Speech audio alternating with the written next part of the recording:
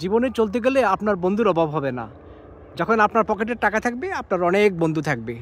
যখন আপনার একটা বিপদ হবে, তখন দেখবেন যে আপনার 80% বন্ধু আপনার থেকে সরে গেছে।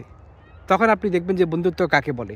সেখান থেকে 20% বন্ধু থাকবে, এর মধ্যে আপনার 15% বন্ধু আপনার তারা আপনাকে মানে তেমন বেশি আপনাকে করবে না। হঠাৎ করে দেখবেন যে তারা অজুহাত দেখাবে, বলবে যে আমি তো ব্যস্ত ছিলাম, হ্যাঁ এই সেই অনেক কিছু বলবে, বলে আপনাকে বোঝানোর চেষ্টা করবে। তারপর 5% বন্ধু থাকবে যারা আপনাকে কদাচিৎ মাসে অথবা বছরে 2বার 1বার স্মরণ করবে।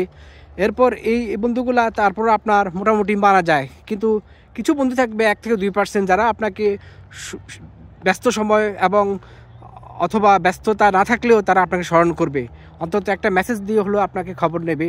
এই বন্ধুগুলোকে আপনি কখনো হারাবেন না, এরাই আপনার প্রকৃত বন্ধু। আপনি বুঝতে পারবেন যে কে আমার ভালো বন্ধু ছিল, কে আমার ভালো বন্ধু ছিল না। এটা আপনার কাছে একেবারে সাদা কাগজের মতো পরিষ্কার হয়ে থাকবে। তো বন্ধুত্ব বিচার ক্ষেত্রে অবশ্যই আপনি নির্বাচন করবেন। সেটা ধনী হতে পারে, আবার গরিবও হতে পারে, কিন্তু আপনাকে নির্বাচন করতে হবে যে আমি কাকে বন্ধু নিচ্ছি, সে কি আমার বন্ধু নাকি সেটা আমার বন্দুক ছিল।